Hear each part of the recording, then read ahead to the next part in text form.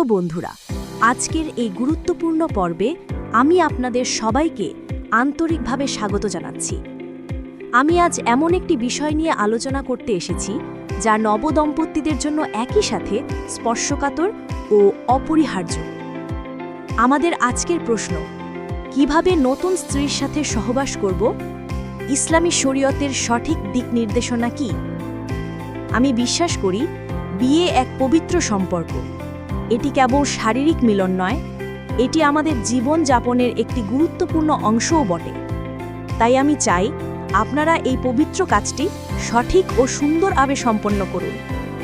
প্রথমত, আমি আপনাদের সবসময় বলি এই কাজটি যেন কোনো তাড়াহুড়োর বিষয় না হয়।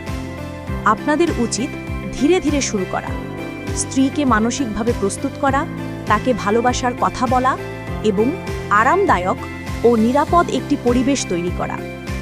একই সাথে সম্ভব হলে আপনারা সুগন্ধি ব্যবহার করুন এবং নিজেদের পরিষ্কার পরিচ্ছন্ন রাখুন, যা উভয়ের জন্যই প্রশান্তিদায়ক।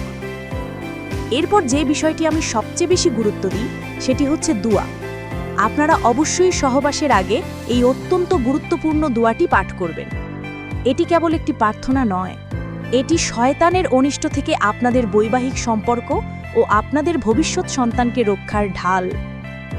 এই দুয়ার মাধ্যমে আপনারা আপনাদের মিলনকে ইবাদতে পরিণত করছেন। আমি আপনাদের নিশ্চিত করে বলতে পারি, যদি এই দুয়া পড়ে আপনারা মিলিত হন এবং আল্লাহ আপনাদের কোনো সন্তান দান করেন, তবে শয়তান সেই সন্তানের কোনো ক্ষতি করতে পারবে না। তৃতীয় গুরুত্বপূর্ণ বিষয় হচ্ছে আদব ও গোপনীয়তা। সহবাসের সময় কিছু গুরুত্বপূর্ণ আদব আপনাদের মনে রাখতে হবে। আমি সর্বদা বলি যে আপনারা যেন পূর্ণ গোপনীয়তা বজায় রাখেন। এটি এমন একটি কাজ যা অন্য কারো সামনে, এমনকি একই ঘরে ঘুমন্ত অন্য কারো উপস্থিতিতেও করা উচিত নয়।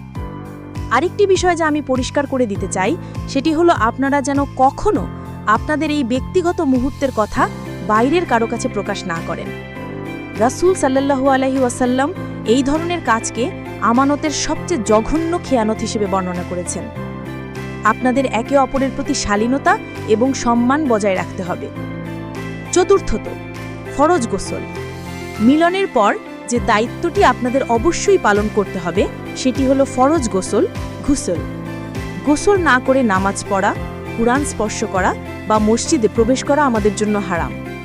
আমি আপনাদের অনুরোধ করি দ্রুত পবিত্র হয়ে নিন। আর যদি আপনারা গোসল না করেই বিশ্রাম নিতে বা পুনরায় মিলিত হতে চান, তবে অন্তত অজু করে নেওয়া উচিত।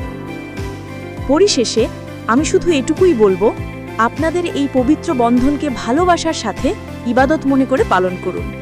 কোমলতা, দোয়া এবং গোসল আমার দেওয়া এই তিনটি প্রধান বিষয় মনে রাখুন।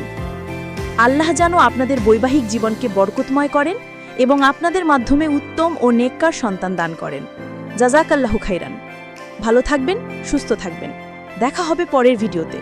আল্লাহ হাফিজ।